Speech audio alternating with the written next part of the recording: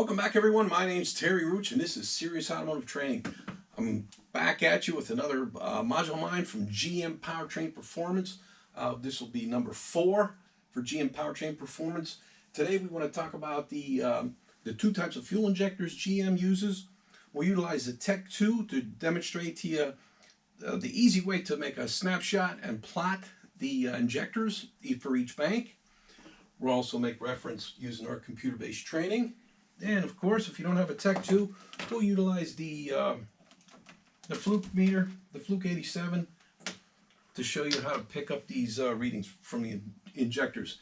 Again, all my training background comes from working as a GM tech for 11 years, 2 different ASAP schools, and teaching in too many countries for me to stand here and mention. So, let us begin. The first thing that I need you to understand is what pulse width modulation is. Pulse width modulation is a digital signal that the ECM sends out to turn on or off the injectors. So, if you look at our square wave here, we have it plotted on our graph. Voltage going up, time going over. So let's take one square.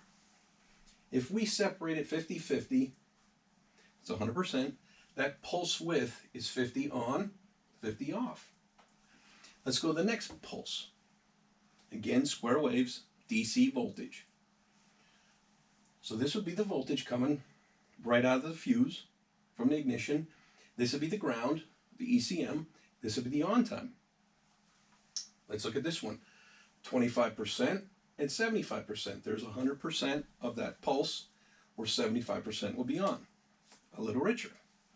Here's another one that's opposite, 10% and 90%, that's 100, so 90% on. So this is just a good reference for time and voltage for the square wave, okay? This isn't an AC signal, it's a DC digital signal. Next term is base pulse width. You'll see this with GM Tech2. This refers to the on time. Again, pulse width modulation is on time. So it's the on time. We could also call it the ECM ground time. So when we get into the Tech2, it's going to have the ECM ground time. It's going to be bank 1 and bank 2. Obviously for one set of injectors on one side, one on the other. For my 6.0 liter Hummer H2. And it'll give you a reading. So the reading we're recording is 3.4 milliseconds. Okay? So again, down here on the bottom, this will be the time. So the 3.4 millisecond reading we're seeing on our Tech2 is going to refer to this on time.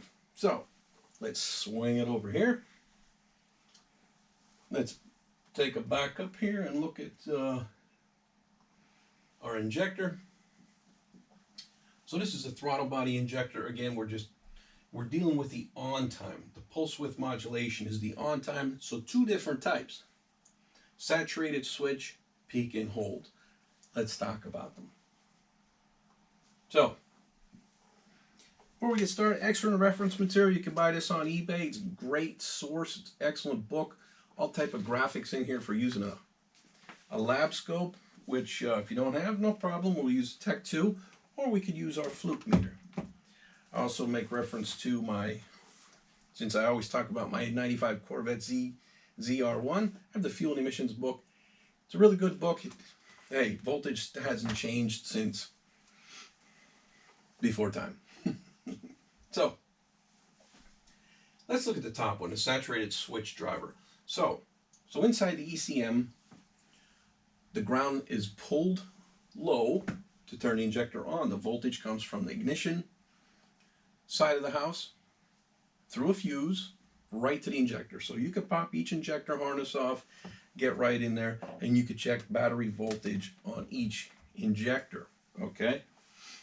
The ground side comes from our ECM or PCM. So, first one, we have it broken down here. Our divisions are 10 volts. Same as I have here, 0, 10, 20 volts.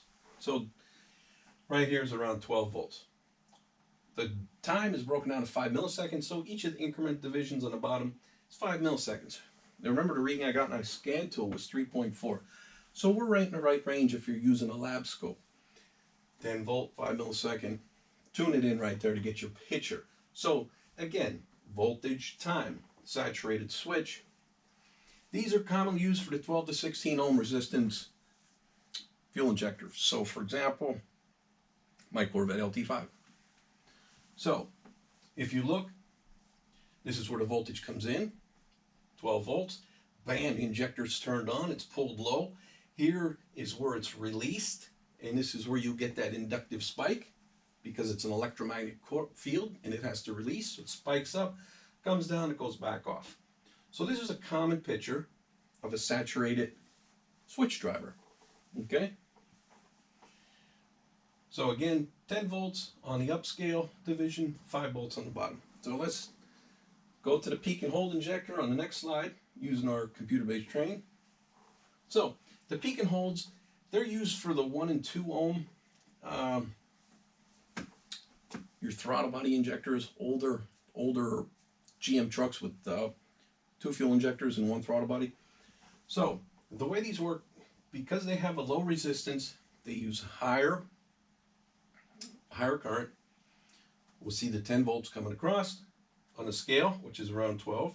Okay, bam, it's pulled low. Injector on time is, well, it looks like it's about 7 or 8 milliseconds. Okay, the plot that I have is for a saturated injector. Bam, it's released. Then it's come down, it's controlled, and then it's turned off. So if you see 2 spikes, so if you're doing an ASE style test and you see 2 spikes, that's a peak and hold injector. They're high current because of the low resistance. Okay, they open and close more quickly. Bam, bam, 2 shots. So now that we got that done, let's take a look at our Tech2. Now on the Tech2, I'll try not to spark things up here. I plotted out the 2 banks. So the 2 banks are, I'll move them for you. You can see there's 2 different graphs. So the 2 banks trace each other. Now what I mean by that is the plots have both of them. I plotted them so I had them side by side. Now, don't forget it's the O2 sensor that's telling the ECM what to do with these banks. It's the closed loop. We'll talk about that when we get into the O2 sensor. But what you want to see with these 2 banks is you want to see them trace each other. You want to see them follow each other. Okay? I have, if you look on the bottom, they're both at 3.4 milliseconds. So that's the on time. That's the pulse width on time, or the base pulse width on time for each bank. Okay? Boom. The ECM coming out of the ECM. Now, if you don't have the capability to use the Tech2, let me go through here. I'm going to show you what we're talking about on the parameters for the Tech2. Okay. Hang on. It must have snuck away on me. View capture data, that's why. Let's get into diagnostics. And no, we're not going to do that. Oh, we turned it off. But anyway, when you go into the data parameters of the Tech2, using the snapshot mode, I was able to view the injectors, and they were both at 3.4 milliseconds almost the entire way through. Okay, just with it idling. So if you don't have the Tech2, you don't have the Labscope to go through here and view the patterns. What you want to do is take your Fluke meter, put it on digital volts, put the 2 leads in here. Now let's get the light on. Put the light on. There's a Hertz button here. Hit it twice, and you can see there's a percentage. It shows a small percentage arrow. It's going to be your percentage. So depending on where you put these, if you put them on the ground side, or if you put them on depends on which side of the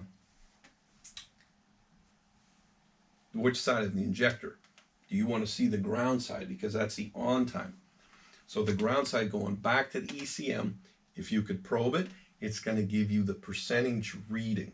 So this way, down the road when we start talking about oxygen sensors, we're going to talk about the left bank, we'll talk about the right bank, it's going to ask you for these readings. If you don't have the Tech2 to get the millisecond on time for each of those injectors, for each of those injector banks, okay, depending on which one you have, you still have the capability with your Fluke meter, your multimeter, DC volts. I always turn the light on. Toggle the Hertz button twice. It'll take you to the percentage mode. Bam. There you go.